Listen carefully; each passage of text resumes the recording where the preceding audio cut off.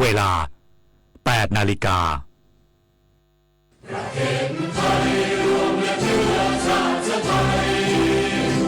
็นประชารัฐ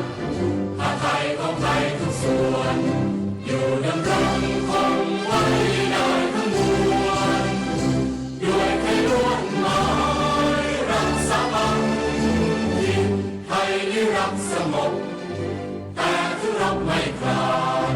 เอกราชจะไม่ให้ใครคุมทีสละเลือดทุกอย่างเป็นชาติประเทศประเทศชาติไทยต้องเดินในชัยชโยบ้านเมืองจะมั่นคงเข้มแข็งต้องร่วมแรงร่วมใจกันแก้ปัญหา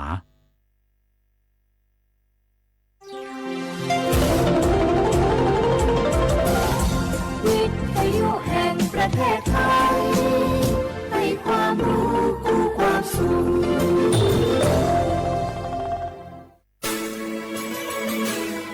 สถานีวิทยุกระจายเสียงแห่งประเทศไทยจังหวัดเชียงใหม่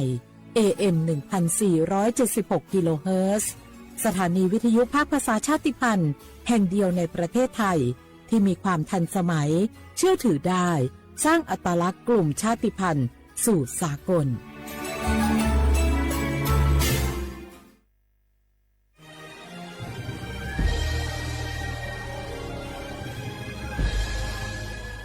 เกิดเป็นคนไทย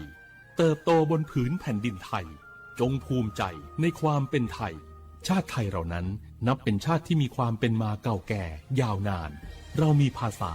วัฒนธรรมและมีสิ่งต่างๆที่เป็นเอกลักษณ์ให้เราได้ภาคภูมิใจในความเป็นคนไทยเราควรเห็นคุณค่าและมีความรักชาติหวงแหนแผ่นดินอันเป็นมรดกของบรรพชนร่วมภาคภูมิใจในความเป็นไทย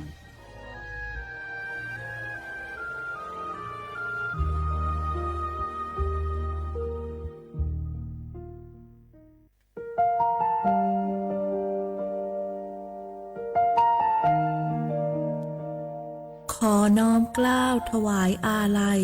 สมเด็จพระพันปีหลวงพระแม่แห่งแผ่นดินผู้ทรงเมตตาเหนือเกล้า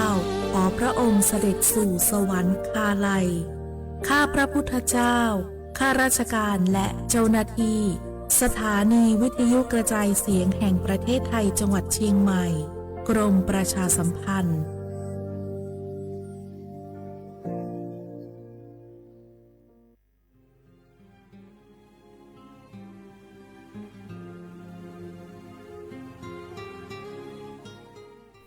This is a moment of profound grief for the Kingdom of Thailand. We, the collective voices of Radio Thailand Chiang Mai, join the Thai nation in mourning the passing of our beloved Queen Martha, Her Majesty Queen Sirikit. Her life was a testament to the unwavering service, grace, and deep love for the Thai people. Our humble condolences and thoughts are with His Majesty the King, the royal family, and all the Thai people during this deeply sorrowful time. We will remember her forever.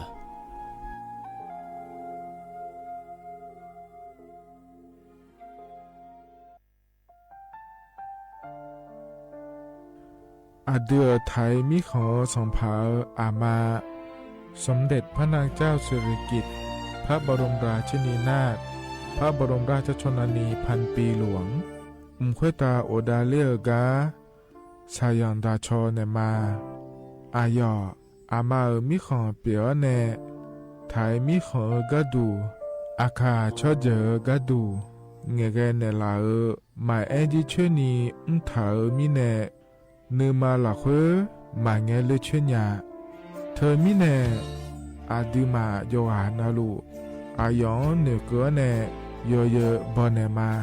อีนอายอมโดอาดิเนโอเอียเนควยตาโอดาเลมิเนเนมาเนสาวเนวอจอจอยเรญาอาดิมาโยหานาลูอายอนเนมาละเควโยจอนาลูเนเกเนโยเยบอชอเนมางามาอาเขาชดเจอโยกานาลู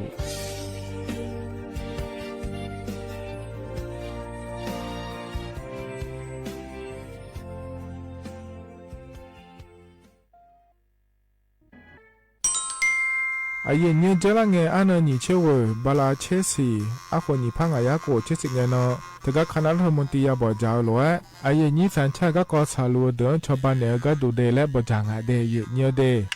เธอก็ย่อมมาตรา17แห่งพระราชบัญญัติคนเข้าเมืองพศ2522และขั้วเธอก็เธอเนี่ยอาเยนี้เธอก็ถ่ายมิของหลักค่อยพ่ออ้อเหลือว่าเมื่อนี่เจ้าเล่าเดอเขาเนี่ยรอทะเบียนประวัติและขั้วเธอย้อนฉาเยี่ยเดินนะขอเนี่ยเยี่ยเนียวเธอก็อยู่ห่างก็ดูการขอสถานะคนต่างด้าวเข้าเมืองโดยชอบด้วยกฎหมายและขั้วเธอยันยาเมเจเดเยี่ยเนียวเดข้อแน่เยี่ยเนียวมาตรา7ทวิแห่งพระราชบัญญัติสัญชาติพศ2508อาเยนี้เธอก็ถ่ายมิของหลักค่อยเดแล้วแน่อาดามังเงนะอามาเธอก็ทะเบียนประวัติบุคคลไม่มีสถานะทางทะเบียนและอ้อเธออาเยนี้สัญชาติสัญญาเมเจเดเยี่ยเนียวเด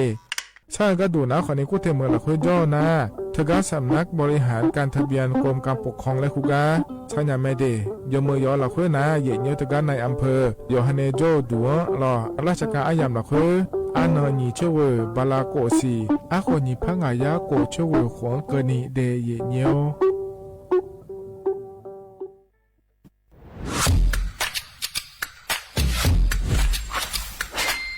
กลับมาแล้ววันนี้กับโครงการคนละครึ่ง plus รัฐออกครึ่งประชาชนออกครึ่งช่วยเศรษฐกิจไทยหมุนเวียนเติบโตถ้าเราช่วยกัน plus ต่อยอดให้เศรษฐกิจไทยเติบโตอย่างยั่งยืนด้วย5 plus plus ที่1เพิ่มช่วงอายุผู้เข้าร่วมโครงการจาก18ปีเป็น16ปีplus ที่2เพิ่มวงเงินใช้จ่ายจาก150 บาทเป็น200 บาทเพิ่มพลังซื้อของประชาชนเพื่อกระตุ้นการหมุนเวียนในระบบเศรษฐกิจฐานรากลดภาระค่าครองชีพ plus ที่3เพิ่มสิทธิพิเศษด้วยการดูแลผู้ที่อยู่ในระบบภาษีให้ได้รับสิทธิพิเศษมากขึ้นเพื่อสร้างแรงจูงใจให้ทุกคนร่วมอยู่ในระบบอย่างโปร่งใส plus ที่4เพิ่มโอกาสให้นิติบุคคลขนาดเล็กเข้าร่วมได้ให้ธุรกิจเติบโตเป็นกำลังสำคัญของเศรษฐกิจไทย plus ที่5เพิ่มทักษะใหม่เพื่อพัฒนาให้ร้านค้านำความรู้ใหม่ๆมาช่วยเพิ่มยอดขายลดต้นทุนเรียนรู้เติบโตและปรับตัวไปกับเทคโนโลยีใหม่เพื่อสร้างเศรษฐกิจที่แข็งแกร่งจากคนละครึ่งสู่คนละครึ่ง plus ไม่ว่าจะสั่งข้าวคนละจานชาเขียวคนละแก้วขนมเค้กคนละชิ้นหรือหลายๆชิ้นก็ใช้ส่วนลดได้ทันทีสูงสุดวันละ200 บาทแถมใช้กับฟู้ดเดลิเวอรี่ก็ยังได้สำหรับประชาชนไทยอายุ16ปีเป็นต้นไปสมัครรับสิทธิ์ผ่านแอปพลิเคชันเป๋าตังวันที่ 20-26 ตุลาคม 2568สำหรับร้านค้าที่สนใจร่วมโครงการสมัครได้ผ่านแอปถุงเงินวันที่ 15 ตุลาคมถึง 19 ธันวาคม 2568 แล้วเตรียมพร้อมรับลูกค้าจากทั่วประเทศเพราะนี่คือโครงการที่คนไทยทุกคนช่วยกัน plus เพื่อให้เศรษฐกิจไทยโตไปพร้อมกัน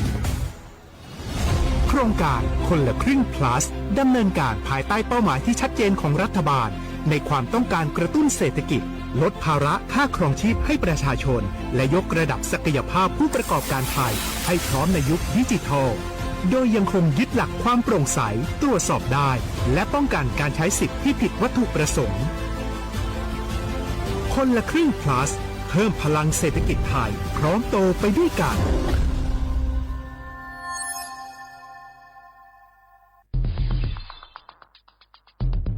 แค่3 ปีความเสียหายจากอาชญากรรมไซเบอร์ของคนไทยพุ่งทะลุถึง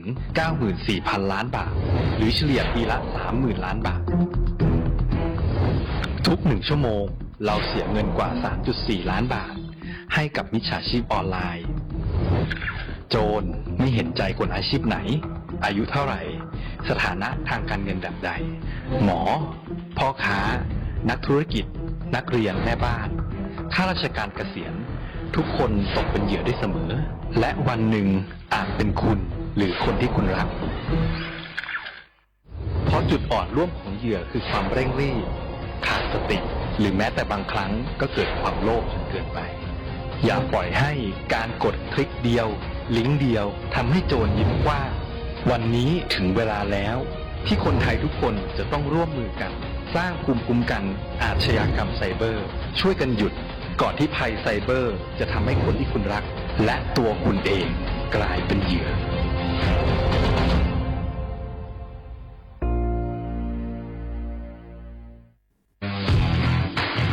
รัฐบาลไทยประกาศสงครามสแกมเมอร์ รัฐบาลจึงได้ประกาศสงครามกับสแกมเมอร์ในฐานะที่สแกมเมอร์เป็นวาระแห่งชาติและในวันนี้ผมก็ได้ใช้โอกาสนี้มารายงานความคืบหน้าและเน้นย้ำถึงสิ่งที่เราต้องร่วมกันทำต่อไปรัฐบาลได้จัดตั้งคณะกรรมการอำนวยการป้องกันและปราบปรามอาชญากรรมทางเทคโนโลยีขึ้นมาโดยมีผมเป็นประธานด้วยตนเองเพื่อให้ทุกหน่วยงานทำงานไปในทิศทางเดียวกัน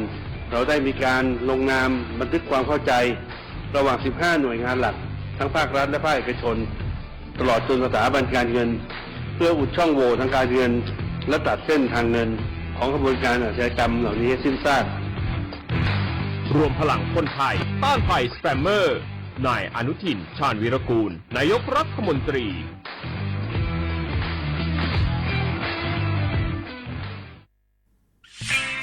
เส้นทางสายหมอกที่สวยที่สุดในเมืองแพร่กำลังรอทุกคนไปวิ่งด้วยกันครับทุกก้าวของคุณคือพลังของลมหายใจชวนเพื่อนชวนครอบครัวมาวิ่งฝ่าสายหมอกเพื่อโรงพยาบาลแพร่ในวันอาทิตย์ที่ 7 ธันวาคม 2568 บริเวณลานกิจกรรมหลังวัดพระธาตุช่อแฮมาร่วมกันส่งต่อพลังแห่งความดีเพราะทุกก้าวของคุณช่วยต่อชีวิตให้กับผู้ป่วยในโรงพยาบาลแพร่สมัครได้เลยวันนี้แล้วไปวิ่งด้วยกันในวันอาทิตย์ที่ 7 ธันวาคม 2568 พบกันบริเวณลานกิจกรรมหลังวัดพระธาตุช่อแฮนะครับมาถาเจริญยานาโกโฮมาเลยนาโกนากาสปสชขอนาโกลาซาผือฮอเนแม่ขออดูอติยาลวยชิฮอหมอเนดอบิลวยบัทอนซุมมอยาลาซาแม่คุยตาหมอโดโดเนฮลวยขอลาซาญาแม่หมอเนฮอมอนาลูกาเนนุเจลวยลาซาญาแม่อีคังจอลาซากะกนีฮอเนแม่สิญญาเจมอนาสปสชติซุ่มจำยอสปสชเขตหนึ่งเชียงใหม่นากาจำยองาซุ่มนี่เยงาซุ่มงปายดามโอเดนากาตีโกจำยอนึมานาโกนาลูเดนากาติซุ่มนี่ซุ่มโยกานาลูกาตุเมเด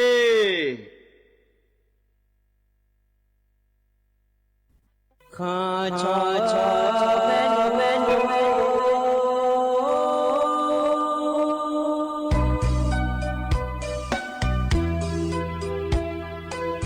你找不灵啊，到我土呀卡不，让你怎么灵啊，到我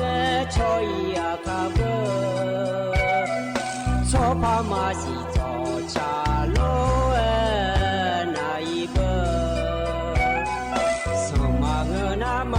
西过来呀一个，努马西。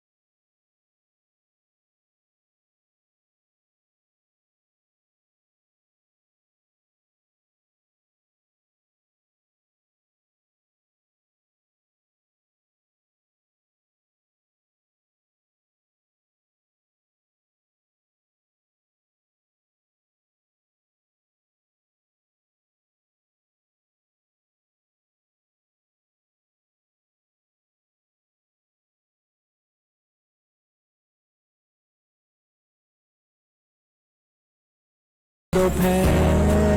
着梦，都没醒我的梦游，爱好你台子的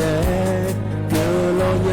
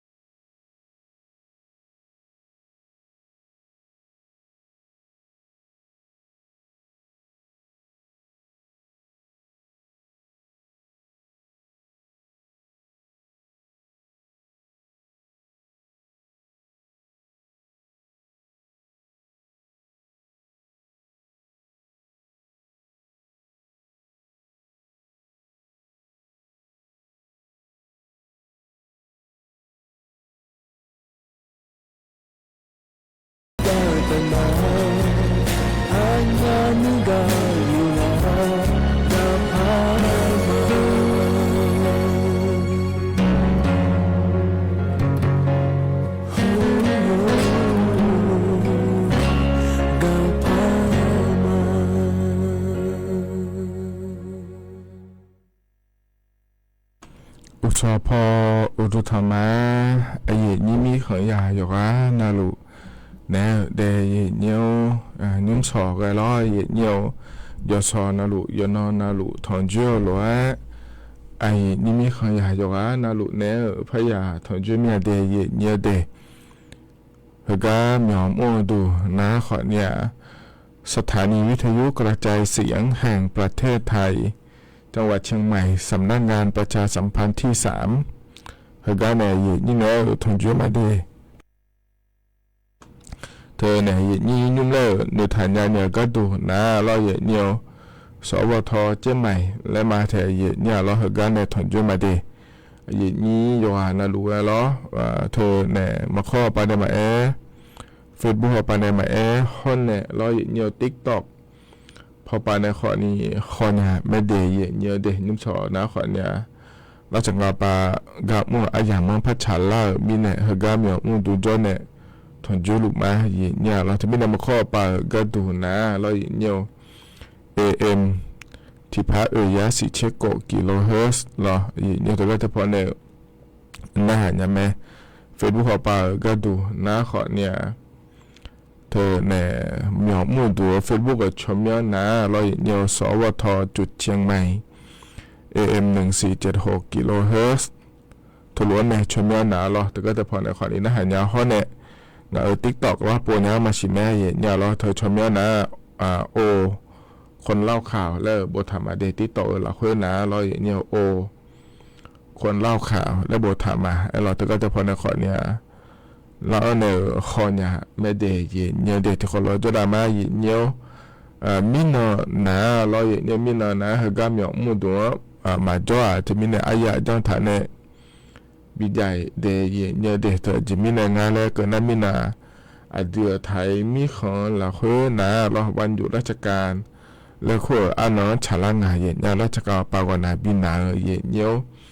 ถึงเงินนะขอในวันรัฐธรรมนูญแล้วขั้วอันนั้นฉลางานเดเดือไทยมีของเราขั้วเราเยอะรัฐธรรมนูญและขั้วยาละเนี่ยยุ่งดาวอัดนเบล เนาะรอเยเธอเนี่ยเดือพระบาทสมเด็จพระเจ้าอยู่หัวรัชกาลที่7แล้วเลยอย่างนี้พระบาทสมเด็จพระปกเกล้าเจ้าอยู่หัวและคู่สัมภาเฮอาแนแล้วอย่างนี้รัชกาลที่7รออหูบาอาขนหยิบผ้ายาสีเชียงอ่ะเนี่ยขวนเจล่าเนี่ยรอเธอเนี่ยรัฐธรรมนูญแห่งราชอาณาจักรสยามพศ2475และคู่เธอบีคาเนี่ยเหลียวเนี่ยรอบีหยุ่มดาง่ายเนี่ยเพื่อนนะขอเนี่ยเดือดถ่ายมิของเธอแล้ว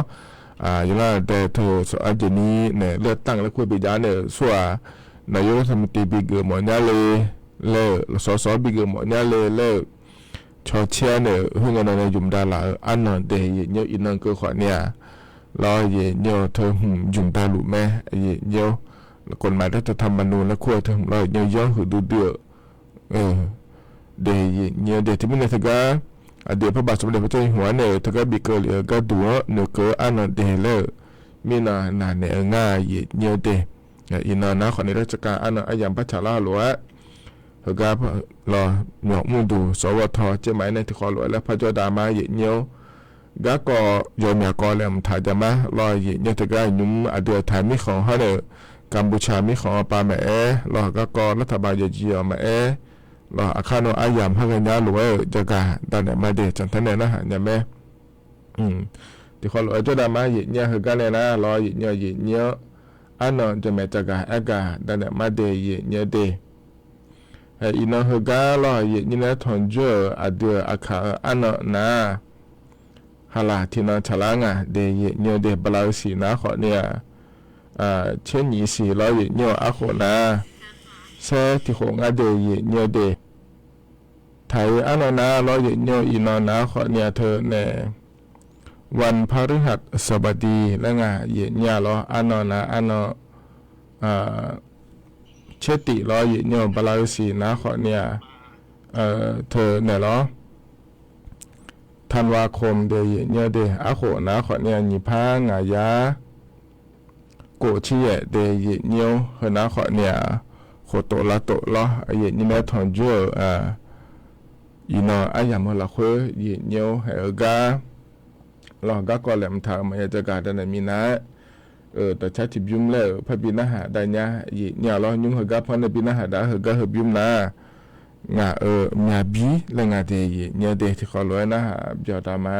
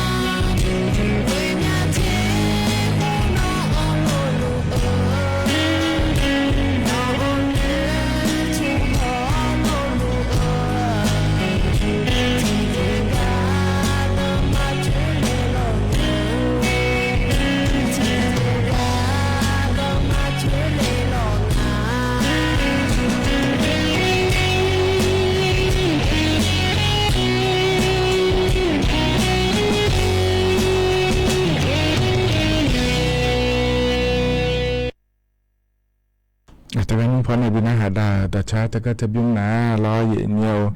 เธองะเมียบีละงะเดเยเนียวเดเยเนียวพอในบินาหาดาเลยนะฮะเบียวโดยเยเนียวตะกาเยนี้Facebook ไลฟ์พอปานในฮอลูกาขอเนี่ยสมบูเงยช่องหลากากูในโบออนไลน์ในเงยช่องหลากาขอจะลุมาห้วยน้ำขุนเอาปลาเจ้าในนะฮะลุมาเจรอเธอเนี่ยดอชาอายุอันนี้เอมี่ในชาเหรอดอลุมาและชาทมพันในละเดและสร้างละง่าเยเนี่ยเหรออาคารโนอายามกันยานะพันในมาเดเยเนี่ยเดถึงไม่ได้เยเนี่ยก็ติ๊กต็อกพอปานในนะฮะลุขอนี่เหรอขอลุรอเยเนี่ยเฟซบุ๊กปานในนะฮะลุเงี้ยช่องละเนี่ยไม่เดย์เนี่ยเดย์ที่คนเราจะได้มาเนี่ยก็ยังแบบก็เลยมันถ่ายจ้าเนี่ยจะการการเนี่ยพาเยอะรอเนี่ยที่มีเนี่ยกันเนี่ยนะก็เลยมันถ่ายเหอะจะการได้เนี่ยมาเดย์เนี่ยเจริญเนี่ยอันนั้นวัวเนี่ยนะรอเนี่ยจะการเดือดไทยมีคนละคนหน้าการประชุมคณะรัฐมนตรีและคู่งานในเนี่ยชัวก็เดือดไทยมีคนละคนเขาได้ป่าบอจ่าอันนั้นฉลางเนี่ยจะก็บอจ่าอายามละคนนะขอนี่เราอีกว่าเดือในทมตีเรานายอนุทินชาญวิรากุลปาเนยาจากการก็ดูนะขอนี้เจียมยาขอจางาเดยเนี่ยเดจะก็อย่างนี้ยุ่งสิญญาลอยเราถ่ายมีของในกัมพูชามีของป่าก็ดูนะขอนี้ยุ่งก็กอดดูแล้วเนี่ยยาลุแม่เนี่ยอย่างนี้แต่ก็จะรังเงี้ยอันนั้นหัวเงินเนี่ยเดือในทมตีปาเนี่ยเราอย่างเนี่ยเธอเนี่ยเขาก็กอดละคุยนะขอนี้อย่างนี้เธอก็เธอจอดชาวบ้านก็ดูว่าแม่เราอย่างเงี้ยเกิดเดียเนี่ยเดียอายุเตียยอเจนเราอยู่มือพาเลยจีอ่ะเนี่ยเราเนี่ยก็เจก็ดอลลาร์ขอนี้เธอนี่ก็เข้ามาชาวบ้านในนาพะเรายุ่งนะขอนี้เราเมื่อเราคือช่วยอย่าบีพอดูเลยง่ายเนี่ยเธอก็หัวดอลลาร์เนี่ยจะรู้มินเนี่ยเราเนี่ยเธอมินเนี่ยเราอยู่มันจะซาดูงานเนี่ยเราจะดูมาเราเจอีจูมาอยู่เจนาลัวบิลเลยของไทยเจียงาเดยเนี่ยเดน่ามีของจากการก็ดูขอในเงื้อเราเนี่ยอินนะเราก็ดูว่านะขอเนี่ยเธอมีของอยากจากการเนี่ยเบอร์เราเนี่ยเธอก็เฉพาะมูดาเดี๋ยวนะขอเนี่ยกระทรวงการต่างประเทศและคู่งานแท้เนี่ยเรานี่มีของอยากขายก็กดดอลลาร์เหรอเดี๋ยวเนี่ยดอลลาร์งาแล้วเราที่พออยู่หาก็อยู่หามาแล้วมีของไปอยากจากการโดนเนี่ยมีเนี่ยเรายอดฉายดอลลาร์คนเนี่ยเรามาไม่นี่เมื่อเดียโยงงานแล้วมีความบิสิญญาก็ดูเดแล้วขอในเย็นเรารู้เลยผมถ่ายเยี่ยงานเดย์เนี่ยเดย์มีเนี่ยเราเธอก็ดูเราคนนะเราเยี่ยขนมอัฐิปุระพระจักรแล้วเนี่ยมาอย่างน้อยเธอก็กัมพูชามีขอปะเนี่ยถ่ายมีขอปะยุ่ยๆก็ดูง่ายอีกนุ่มเลยแล้วเราเยี่ยขอในเหตุก็เดือนนี้ทั้งหมดเตียปะเนี่ยเธอก็คณะตีบอจ่าอาอย่างมาคุยกันจากการด้านเนี่ยพระในเนี่ยเดย์อีจุดดันดาราในสาวเราเจอแล้วเนี่ยเราภาคใต้เขาป่าเราถ่ายมีคนในเราว่าป่าก็ดูขอเนี่ยเราเลยนี้อีนุ่งนะขอในรัฐบาลป่าเย็นนี่เธอก็สาวเลยโดยชาวบ้านดูเจียก็ดูเดลเลยเจอได้หลุมแม่เย็นเนี่ยเจอแล้วเนี่ยเราเย็นนี่เธอก็สาวโดยออนไลน์เขาป่าเนี่ยชมบิดออนในรัฐบาลป่าในชาวบ้านก็อยากก็ดูเดลเลยจันดาราเย็นเนี่ยเธอก็ออนไลน์ป่าที่สั่งอาเจอแล้วเนี่ยเราเห็นนุ่งนะขอในข้อไม้บิลาเหมือนในเย็นนี้ขอเนี่ยถือว่าถ้าพอในชุมชนบิดอ่อนยาวก็ดูเดแล้วเขาเข้ามาชาวบ้านเนี่ยก็ดูเดแล้วรอบิจังด่างง่าเดือนนี้หัวเตียปาก็ดูนาเดยเนี่ยเดี๋ยวเขาเนี่ยจากการเนี่ยพาเวนี่ทศยาบาดยาเดี๋ยวรอมานี่นะขอเนี่ยบัตรสวัสดิการแห่งรัฐแล้วคู่งานเดียร์ก็นาเดยเนี่ยบัตรสวัสดิการแห่งรัฐและก็เธออีนุ่มรอเนี่ยรัฐบาลปาชเชดวิเจเนี่ยรอยสื่อเฮก็ยสื่อโปรบิดอ่อนพาเลยเฮเดยเนี่ยเดสุว่ายาเกินยาผาง่าแล้วรอเนี่ยสุว่ายาเกินยาผาง่าแล้วยมือพาชเชขอเนี่ยว่าเมื่อมาแร่รอเลยเนี่ยเมื่อมาแร่ชมบิดอ่อนพาอายามบิเกิดละมาเจเนี่ยรอในนี่ว่าโยมเนี่ยจะยินเนี่ยเตี้ยชเชลูเฮนะขอเนี่ยอายามมาจะมีเนี่ยอยู่มันก็ดูง่ายเลยและน่าเลยเนี่ยมันนี่สาวเด้อชอบบ้าเกินเนี่ยก็ดูเดและงานเทียเนี่ยเราเทียน่าเหรอเจลังเนี่ยปอยาหลักกันเนี่ยนี่มันจะขอตัวไปเลยเจลังเนี่ยอยู่หายีจ่าตัวจะน่ารู้มันจะขอตัวไปมือดาราเนี่ยเขาก็ปอมาพายาเด็กคนนี้จ้อเลยเนี่ยเจลังเนี่ยชั่วโมงไม่ยาดอ่อนเนี่ยสามยาเลยเขาก็ปอคนเนี่ยรัฐบาลไปในชอบบ้านก็อยากเกิดหมอเมียเลยเล่เลยมันท้าเด็กคนเนี่ยรัฐบาลไปอยู่เนี่ยจีนยุ่งเนี่ยมันท้าเนี่ยเราเนี่ยชั่วโมงบิดอ่อนคนนะคนนี้มือพายช่วยเชยเนี่ยสาวมันนี่สาวเดือช ชอบาเกินเนี่ยยาเผาและงาเถียเนี่ยที่ไม่ได้อินุ่มนะเดียเนี่ยที่ก็แหลมหัวยำละคุยยาลูกงาเถียเนี่ยเราที่ไม่ได้เราก็ก่อนเราคุยนะขอเนี่ยเดือนนี้ไม่ได้หัวล้วนเนี่ยโดนเลี้ยวนะว่าเมียมาแก่เราเนี่ยที่ก็บาดจุกันแห่งเราเลยคุยก็ดูทั้งมาเมียมาแก่ชมเมียดองดูเนี่ยยอเดี๋ยวดองงาโลเหมือนเราอยู่สุดตัวดองงาโลโยงาโลเลยยมาที่ก็จะพอในจักรอากาศโดนลงเลี้ยวนะขอนี่เราเนี่ยหัวกาพอเนี่ยเนี่ยจะกาด้านไหนในบิสิบิกามาเดยเนี่ยเดมีในหัวหน้าของเนี่ยเจริญเนี่ยเดือดในหัวเตียวปานเนี่ยถึงกับขลังมุติบอจาอายามละคุยอย่างเนี่ยเกิดเกิดเดยเนี่ยเดนั่นถึงกับใจที่ก็ดูแล้วส่วนงานในเกิดหรือว่าอย่างน้อยอย่างอินุ่มนะเราเลยเนี่ยเธอรัฐบาลป่าก็ดูดาวปานเนี่ยเดยเนี่ยเดเธออายุไทยมีของในกัมพูชามีของก็เขาหัวยาลูกาจากการอากาศโดยไม่เดยเนี่ยเดอาจจะว่าเนี่ยขอในถึงกับกองทัพภาค2และคู่งานเทียเนี่ยเราในจากการอากาศโดยเหลือนะเราเนี่ยไทยมีของเขาในกัมพูชามีของอันเชมินเราย้ายเงินนาฬิกาละคือเดยเนี่ยเดนี่พอปาลูกขอนิ้วขอเนี่ยเบอร์จะลูกงานเจเนี่ยมีเบอร์ละที่พอรู้เบอร์ลูกงานเทียเนี่ยเดที่ไม่ในนิ้วขอเนี่ยเนี่ยถึงกับพอจ่อเดือเราดาวปาเลเนี่ยชาวบ้านเนี่ยเนี่ยเราเนี่ยเดนะถึงกับชาวฝ่ายปกครองและคู่งานเราเนี่ยยิ่งดาวแต่มันก็ดาวนับปามิเชียปาจ่อเนี่ยเราเนี่ยเดือไทยมีของลาซาเดือไทยช่วยหาก็ดวงเขาเนี่ยเราจะนอปาก็ดูนะคนนี้ดันนเขาปาโลฝ่ายปกครองเถอะนะคนนี้ในอำเภอผู้ว่าเราเนี่ยปโลกำนันอยู่พอนาลัวอย่างนี้เธอพอจ่อเดือมีขาตาก็จ่อเดือก็กอดแล้วก็จ่อเดือเขาเนี่ยชาวบ้านเนี่ยรู้ไม่เดเนี่ยเดเจริญเนี่ยอันนั้นสิเงินเนี่ยอันนั้นเช่นเงินเกินเนี่ยนะขอเนี่ยกัมพูชาป่าพอปานะก็ถ้าปานะรู้อย่างเกินงานเนี่ยอย่างนี้ยมอยากปูแล้วอย่างเนี่ยเธอในระเบิดหุ้มบ่าแล้วเบอร์หล่าบีหล่ายมอยากปูอย่างงานเจเดย์เนี่ยเดย์อายาปูในงานเทเนี่ยรอเธอมีเนี่ยแล้วอย่างเนี่ยยุ่งเจริญเนี่ยอาเดือไทยมีของป่าก็ดูตาห้าเชี่ยวเลยยมอยากหาเดย์เนี่ยเดย์เธอเนี่ยเดือไทยมีของลาซาก็ดูเดแล้วก็มุ่งเนี่ยแล้วเธอก็จะพอเยี่ยเนี่ยกำอีกาบีเบอร์เนี่ยเชี่ยวรอเนี่ยมีเนี่ยรอเคยนะขอเนี่ยรออายุมากเลยอีเนี่ยย้ำอีเมลแล้วคนเลือกก็ดูอันยังไม่สินะก็เนี่ยเดือไทยมีของลาซาดาก็ดูเดแล้วเยี่ยเนี่ยกำเยี่ยง่ายเนี่ยที่ไม่อยู่หันเราล้วนจะเฉิมมาเดียเยี่ยวน่าจะก็แต่ถ้าไปในจักรเอกาโดเลยล้วนนะเลยเนี่ยมิขาตาก็เบิ่งเลยแต่มันเนี่ยช่วยหาตัวก็เกินเนี่ยเบิ่งเลยขอได้เจเนี่ยหัวยาขอเนี่ยเบิ่งเลยอาเจเนี่ยโรงพยาบาลบรรลมพนมดงรักเฉลิมพระเกียรติและคูกางาเทยเนี่ยขอเนี่ยเบิ่งเลยอาเดและงาเทยเนี่ยจะไม่ได้นุ่มนะขอเนี่ยช่วยหาตัวซ้ำมาดูนี่เธอก็ลาซาลัวโดโลหมอหอปาโลเลยบีพอดูยังไงเนี่ยหัวก็มาบีจอนนี่ล้อเนี่ยเธอก็ยายังมีเนี่ยล้อเลยนี่ทีนี้เนี่ยเราเนี่ยหัวยาออกไปก็ดูขอเนี่ยจะหาลูดางาเนี่ยแต่หาออกไปก็ดูนะเดี๋ยวเนี่ยเดี๋ยวยุ่งขอเนี่ยเราเนี่ยเธอเนี่ยแต่หาออกไปขอเนี่ยเธอก็จะพอจอเนี่ยหาลูดาลูไม่เดี๋ยวเนี่ยเดี๋ยวนะขอเนี่ยเธอเนี่ยไทยมีของปะในกัมพูชามีของพอปะก็ดูเราเนี่ยนะเธอก็มีนะอุจิหอปะเนี่ยมีนะอุจิหอปะนะขอเนี่ยเธอก็อำเภอละคุยจ่อรอเนี่ยอำเภอละคุยเดเธอเนี่ยอันดับแรกอำเภอนะขอเนี่ยตาพญาเนี่ยอำเภอที่เภอนะขอเนี่ยโคกสูงช่วงนะขอเนี่ยอำเภออารยประเทศเขาเนี่ยนะขอเนี่ยอำเภอคลองหาดและคู่งานเถียงเนี่ยเธอก็สาแก้วและคู่มือละคุยเราเห็นแล้วเดี๋ยวอุจีนาลี4 ล้านเนี่ยละต่อไปอุชนาลีงาหลังก็นี้เขาเนี่ยมาบีโดเดแล้วจากการเอกาโดเหลียวอย่างง่ายเถียงเนี่ยเราเธอก็ศูนย์ศูนย์ปฏิบัติการกองทัพภาคที่1พอไปในจากการอากาศโดยเหลียวง่ายอย่างที่ไม่ได้อย่างนี้ถ้าก็อยู่ช่วงนี้ก็อำเภอละโคจังหวัดสระแก้วและคุกาจอดอุจีนาลี4 ล้านในอุชนาลีงาหลังเกินนี้นะอีกขณะที่อิโดเดย์เนี่ยเดตาฮาฮอลูดาลุงาเดแล้วจากการอากาศดาเนี่ยบิสิบิกาเลเดย์เนี่ยเหรอนะขอในยุ่งเหรออาดัมเบอายามเหรอคุยล้อนี่นะทางจุนเนี่ยจากการอากาศดาเนี่ยบิสิบิกาเดย์เนี่ย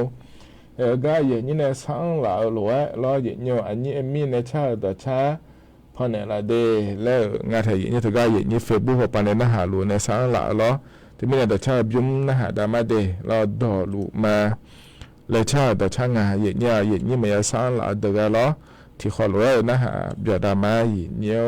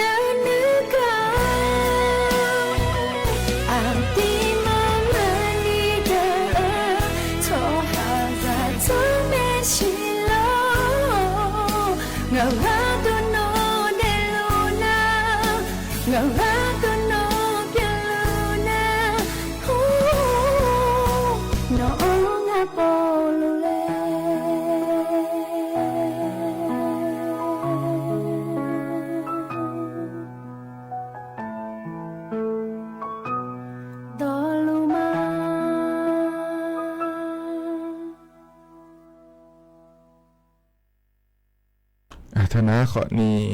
ยินในสังหลาหลวยรอเนี่ยพอในบินอาหารมาดีดอชาเทอมนะขอนี่อันนี้เอมมี่ในชาดอชารอเนี่ยดอลุมาแรงรอฝึกเฟบัวปานนะหาลวยยินในสังหลาหลวยพอในบินอาหารดาแกมายาสังหลาในยุ่มนะหาลวยยอหานาลวยนะหาเจ้าดูเดยเนี่ยเดที่ข้อลวยจุดามาเนี่ยก็ก็ยังก็แหลมเท้ายาสิเนี่ยจะกะเอกาเนี่ยพาแกรอมีเนี่ยกันเนี่ยนะรอพระจักรเอกาตอนเนี่ยมาเดยเนี่ยเดยย้อนนั้นรู้จักเอกาได้เนี่ยเดยและเธอนะขอเนี่ยคนละครึ่งพลัสและคู่เธอเนี่ยยมยิ้มมาเลยเนี่ยง่ายเลยเธอก็รัฐบาลปานเนี่ยชอบก็อยากเกิดมาเดยยุ่มไงบาดเจ็บนี่ยังสิรัฐบาลเขาปารอยุ่มยาก็ดูและงานถึงเนี่ยที่มีเนี่ยเนี่ยอยู่ห่าเธอก็เนี่ยคนละครึ่งพลัสและคู่ก็เรื่องเนี่ยเขาเลยเนี่ยไม่ย้ำอย่าบาดเจ็บแล้วก็ดูง่ายเลยแล้วเนี่ยที่มีเนี่ยบาลาสิจิเลอายามหลักหัวเกินนี่เนี่ยเยอะเนี่ยยุ่มย้ำไม่ได้รัฐบาลปาก็ดูที่นั่นน้าเลยเนี่ยบามาเจนี่เราเมื่อหลักหัวจ่อเดินน้าเนี่ยเธอเนี่ยออนไลน์เขาไปในขอนี้เยอะเนี่ยเนี่ยออนไลน์เขาไปก็ดูนะขอเนี่ยเธอเนี่ยไลน์แมนชอบพี่ฟูหุ่มงานในอย่างนี้ขอเนี่ยเยอะเนี่ยไม่ได้เยอะดีน่าเราจะกายการลองเนี่ยพาเกะนะขอเนี่ยยุ่มนะเรายังกีฬาซีเกมไม่ควรเธอยุ่มอดีตไทยไม่ขอยุ่มช่างเก๋เนี่ยเฮ้ยก็อดีตไทยไม่ขอละควเนื้อจางงาเดียเนี่ยดี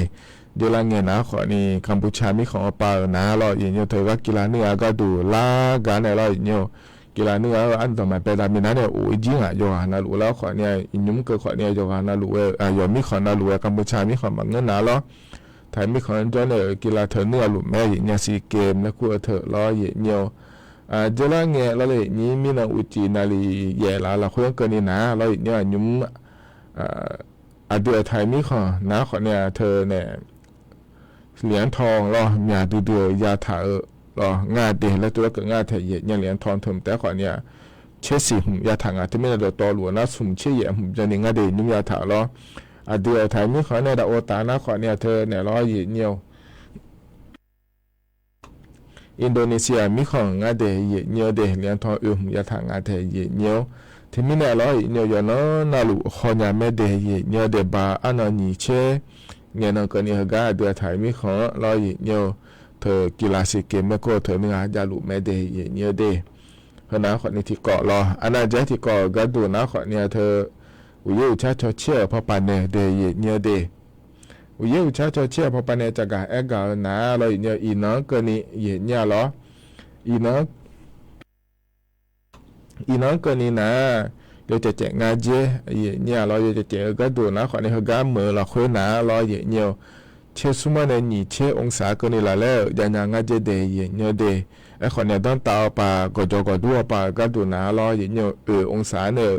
เชื่องาองศาก็นี่ละแล้วอย่างงานเดย์แล้วทะลุงานถึงเนี่ยเหรออินเนอร์อันนั้นเชื่อเตียงก็นี่ละนั่นอันนั้นเชื่อนี่เชื่อซุ้มเชื่อถึงไงอย่างแบบคนน่ะขั้นนี้สอดแผ่ๆยักก็ในงานในนี้เดือดไทยมีเขาเนี่ยละตาปาก็ดูนะยลุ่มมาจิลุ่มดาลางาเจเนี่ยที่ไม่ได้หนีองศาเนี่ยองศาก็นี่ละแล้วลุ่มดาลางาเจเดเนี่ยเดถึงก็ตาปายจะแจกงาเสียเนี่ยถึงก็อันนั้นจะสุ่มเชื่อเกิดขอนี่ร้อยเนี่ยโกองศาในที่องศาก็นี่ละแล้วเดี๋ยวงาเจเนี่ยนะร้อยเนี่ยถึงก็เนี่ยอันนั้นที่นี่จะสุ่มเชื่อถึงไงยามเดเนี่ยเดเดือดไทยมีเขาเนี่ยละตาปาก็ดูเยอะถึงก็นะเยอะเลยนะอย่างงาเจเนี่ยเดือดไทยมีเขาเนี่ยตาปาที่ยาบุ้มแล้วก็เงี้ยร้อยเนี่ยนี่เช่นเนี่ยเชื่อบุ้มก็นี่ละแล้วเยอะเลยเนี่ยอย่างงั้นจะเดย์เนี่ยเดย์ที่มีในหัวหน้าขอเนี่ยนึกสอนเนี่ยเราตาปากก็ตัววิเลยเนี่ยอย่างงั้นเดย์แล้วจะการอากาศนั่นแหละเลยเฮก็เนี่ยนะอันนั้นเชื่องาเชื่อโกเนี่ยยามเราคุยยอดเจที่โปแล้วพระเจ้าคาเลียสิเดย์แล้วตัวจะการอากาศง่าเดย์เนี่ยหัวหน้าขอเนี่ยเนี่ยแล้วมันเงี้ยนะเดย์เนี่ยย้อนเรารู้จะการอากาศด้านนั้นในบิกามาเนี่ยวิเลยงาลัวโยงาลัวแล้วอย่างนี้เขามาดูขอดูได้นาผาจะขอดอปาเถียนายามจะขอดอโลวิเยชาด้วยก็งั้นเลยวิเยเลยงาโลแล้วจะสิญญาผารออย่างเดียวเถียนนะขอในโลอยู่มันก็จอยอยู่ไม้ยามละคุยรอจะสิญญาผาย้อนญาผาแล้วจะการอากาศด้านเนี่ยเลยเดย์เนี่ยเดย์ เพราะเนี่ยสายเยอะฮกาเราจะการอากาศด้านนั้นบิสิบิกาเฮนะขอเนี่ยเยอะเจริญเงอันนั้นสิเงินนั้นไม่ได้เยอะตัวไทยมีของเราคุยเราเยอะก็จำจะขอตัวเดอเราแต่ก็ยังเอาไปเยอะชอบดาวก็ดูเดแล้วยุ่มดาวเดเยอะเดถ้าก็เนี่ยนี้ก็จำจะขอตัวเดอชอลูกจ้างและคู่งานแล้วในเนี้บริเวณในจอเนี่ยก็จำจะขอตัวเดอโลเลยอย่าพิเรนเนี่ยอย่าบอกเดอเดเยอะเดอามาก็ดูนะขอเนี่ยเจริญเง我切也能比那娘老你们那块呢？提呀你切能个呢比那娘就得也牛的，巴拉行个你俺呢也你那也就差不多俺这那个别呢也拉上俺这个拍那过切能了，怕比那了娘就得也牛的，切俺呢，那俺提也切俺呢个呢比那老娘的，那就个俺提你那头แต่มัน我的也牛，阿达个老也牛，有哈呀。ยูฮามียาเธอเนี่ยยาบ่เนี่ยอีกคนจนเนี่ยเราสารุกะอัตตากาล้อยูฮายันชอบาก็ดูเดแล้วขอเนี่ยเช่นงานแล้วพระบีนานใหญ่เจเนี่ยเช่นงานเธอนะขอเนี่ยสดัติบายตัวเขามาบิบิโอเนี่ยบราชิเพยบีบิฮาเดแล้วตัวก็งานเทียเนี่ยเดแล้วขอเนี่ยช่วยเธอกะเนี่ยอามาก็ดูนะขอเนี่ยกูเช่นก็ดูกันเนี่ยรัฐบาลปากระจำจะเพอเธอเนี่ยยาบีเนี่ยงานเนี่ยอย่างนี้เดี๋ยวเนี่ยที่มีเนี่ยเราเห็นนะขอเนี่ยให้ยุ่งเดือดถ่ายมีของเราเห็นก็เห็นก่อนเราคือชอบบ้านเราเนี่ยก็ดูเดี๋ยวแล้วงานเราเธอแต่มันก็ยุ่งเบอร์เธอเนี่ยลูกจ้างหมาบริการและคู่พยางาเฉยเนี่ยก็จะมุ่งจ่ายแล้วเกินหน้าเราอย่างเนี่ยโยมเนี่ยเจียมเนี่ยเตี้ยเจียอยู่เลยจางงาเถียงเนี่ยเราลูกจ้างหมาบริการแล้วเธอนะขอเนี่ยเนี่ยนะอันนั้นเนี่ยบิมัวโลแล้วเราอันนั้นเนี่ยมันก็ได้ปลาชิเนี่ยบิโลแล้วเราอย่างเนี่ยเธอขอเนี่ยเธอก็อยู่ให้อยู่รวยเธอเนี่ยนาอันนั้นแม่ก็จะมั่วเผื่อแม่เลยเนี่ยเธออยู่ให้อยู่รวยยายเนี่ยก็ดูเดแล้วพัดจอนได้สิเจเดย์เนี่ยเดี๋ยวทุลุบิจาดามาเดแล้วงานเถียงเนี่ยหรอที่มีเนี่ยเห็นนะขอเนี่ยรัฐบาลปานเนี่ยนี้ก็จะมุ่งจะขอดอเดือรอเนี่ยเธอเนี่ยนาอันนั้นบิโลเล่นนี่โลรออยู่เนี่ยจะขอเนี่ยอยู่ก็จำจะขอโทษเลยก็เนี่ยก็ดูแล้วเราจังได้ยังไงเดแล้วยุ่งได้ยังไงเดแล้วจะการอากาศด้านนั้นบิสิบิกาเลยเดย์เนี่ยเดหน้าแต่ต่อหลุดเราเหก็ยินหายยินแล้วถอนจั่วอายามเหเราคุยแล้วจะการอากาศด้านนั้นบิสิบิกาเดย์เนี่ยเหก็เนี่ยนะเราเนี่ยเหก็นี้แต่ก็เฟซบุ๊กไปเลยนะหารู้ในเงี้ยช่องเราแล้วอายุที่เรางานลีขอเนี่ยฮิบาสิสเกลปาจอเนี่ยแต่หากเกิดเนี่ยก็ไม่รู้ไม่เลยแล้วอย่างขอเนี่ยเกิดเมียเนี่ยดอกเมียแล้วเงี้ยช่องเราเนี่ยก็ลองถึงมาเดที่มีเนี่ยอย่างนี้อยู่หาในหลวงกัฟติดต่อเขาไปในหน้าหาแม่มาข้อไปในหน้าหาแม่เราอย่างเงี้ยเฟซบุ๊กไปในหน้าหาแม่เราเดียขาขอเนี่ยมีอะไรยุ่งแต่หากเกิดเนี่ยถ้าถ้าผมอยู่ขอนี้จะมาสิอย่างเงี้ยอยู่หาในนู่นจังหาดาวหรือว่าเราอย่างเงี้ยก็ลองซัดชอในงานไม่ได้อย่างเงี้ยเดก็นั่นนะยามเขาจะเล่าล้อเหยียดเนียวเธอเนี่ยอายุชาก็เลยบินหาดามาเดย์เหยียดเนียวก็เพราะในบินหาดาเหนะขอนี้สักอาขาภูมาเนี่ยงานในบิเกลีอายะแล้วเหยียดเนี่ยล้อก็อายามเขาจะเล่าหรือว่าเพราะบินหาดาเนี่ยอายามเจี๋ยนะขอเนี่ยก็อิมาเดย์อยู่วันนั้นเราอยู่มือจะชอบด้วยละคุยจะด่าเราเดย์เนียวอาคาโนจิล้อนาลีวัวล้านเนี่ยเชื่อหลังก็เนี่ยล้องานเนี่ยอายุเชื่อเหมือนเนี่ยที่ขอหลวงแล้วพระถอนจุลามาเดย์ก็อิมาเดย์อุดุธรรมะ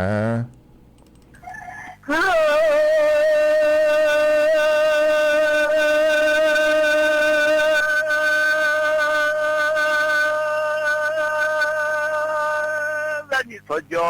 เดือ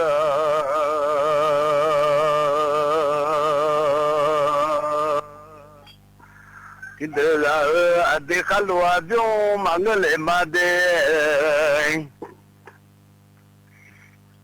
อันเดียวนี่ขลัวจ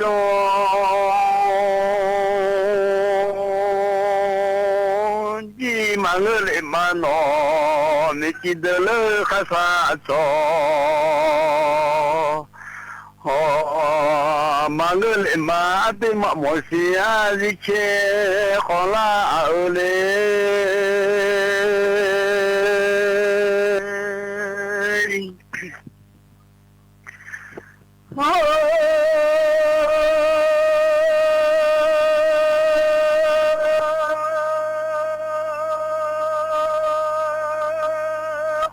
มีบง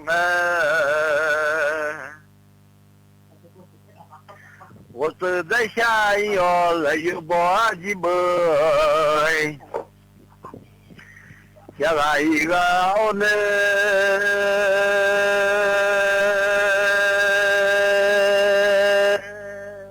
人民波我这在下一弄嘛是弄，了有波几波下个。no mà chơi ra mi bông à, số mi chỉ làm mẹ mưa.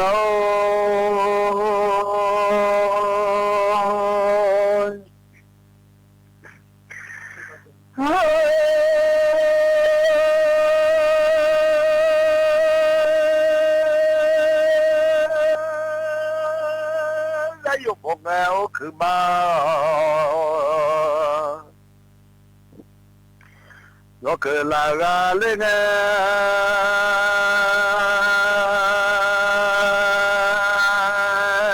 cho gió từ thiên đời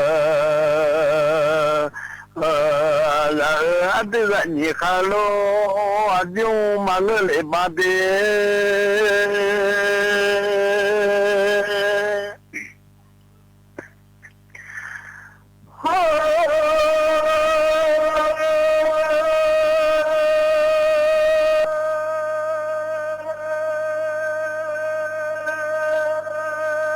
bỏ tới show mà người mình em mưa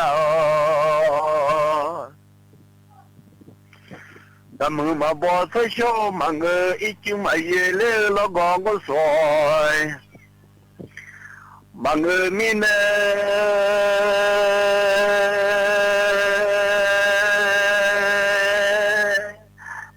cho mà khi giờ nó không được đa ngoài té ale thôi té lên nó mưa cho gió để thiên đời giờ mà khai lệ để sống giờ mà chạy mưa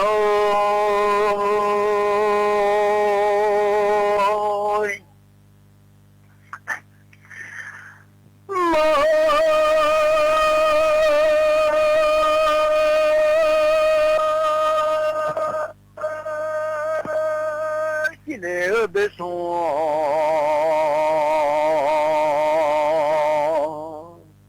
là mai gió lấy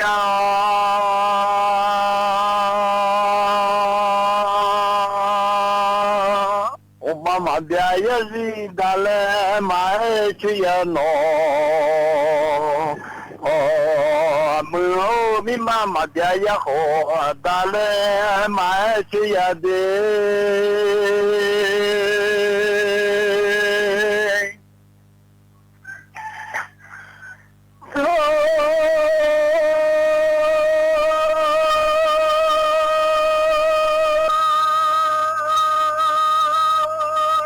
nhà mà chi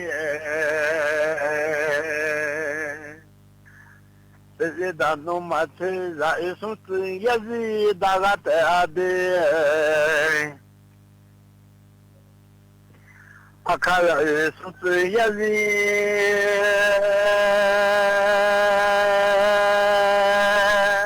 đã gạt à đam mà ra số tự yo lo đã gạt à mưa đi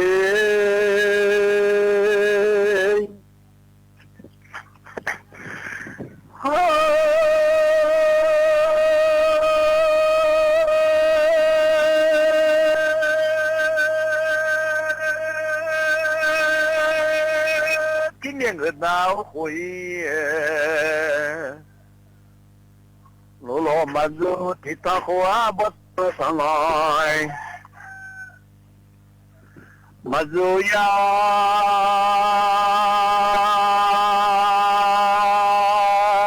thì ya khóa rất nhiều mà dù ya mưa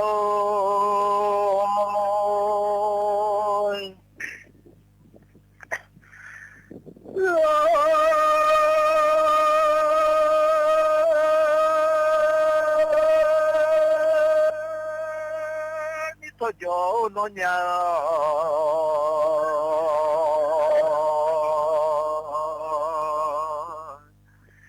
你个一直还来忙着忙个累呀，那不还走错来，忙个呀，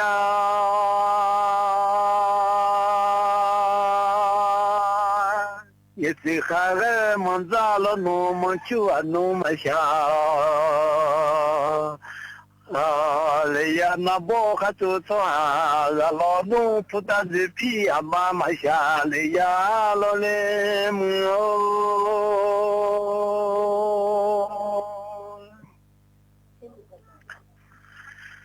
那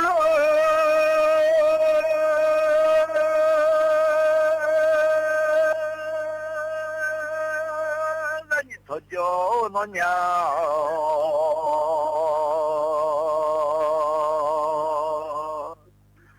你个混弄妈妈咱家劳动的女家们哎，妈妈咱家喽，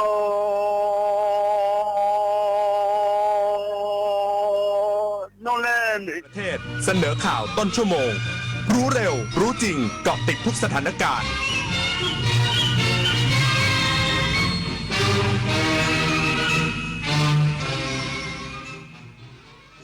รับฟังข่าวต้นชั่วโมง 9 นาฬิกากับคณิษฐายิ้มดีค่ะ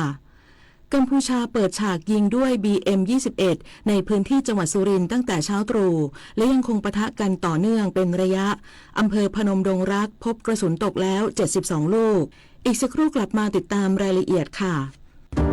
เชิญร่วมงานกาชาด 2568 ร้อยดวงใจปวงประชาน้อมสำนึกพระเมตตาองค์สภานายิกาสภากาชาดไทยเลือกช็อปสินค้าอุปโภคบริโภคพร้อมรุ้นรางวัลพิเศษสลากบำรุงสภากาชาดไทย 11-21 ธันวาคมนี้ตั้งแต่เวลา 11 นาฬิกาถึง 22 นาฬิกาณสวนลุมพินีและช่องทางออนไลน์ผ่าน www.iletcost.org ร่วมร้อยดวงใจสานต่อการให้ที่ไม่มีวันสิ้นสุดเนี่ยเพื่อสแกน QR Code ร้านค้าอ้างว่าจะคืนเงินให้แต่เงินดันหายจากบัญชีเฉยเลยนั่นไงมุกใหม่มิจฉาชีพหลอกโอนเงินข้ามประเทศอะไรนะแล้วจะตามเอาเงินคืนได้จากไหนเนี่ยคงยากที่จะได้คืนแล้วล่ะคราวหน้าคราวหลังตรวจสอบบัญชีปลายทางให้ดีถ้าไม่ใช่สกุลเงินบาทไทยเป็นมิจฉาชีพแน่นอนเข้าใจแล้วต่อไปจะไม่สแกนสุ่ม 4 สุ่ม 5 อีกแล้วพบกับเทศกาลสุดยิ่งใหญ่แห่งปี Princess Cup Thailand 2025 การแข่งขันขี่ม้าชิงถ้วยพระราชทานที่สะท้อนสายสัมพันธ์ระหว่างม้าและผู้ขี่อย่างงดงามเดินชมนิทรรศการสุดประณีตเพลินไปกับคิดโซนช็อปสนุกเฟียร์มาร์เก็ตอิ่มอร่อยจากฟู้ดทักพิเศษสำหรับคนรักสุนัขกิจกรรม Dog Fun Run ประกวดสุนัขและการแข่งขันสุนัขใช้งาน IGP ชิงแชมป์ประเทศไทย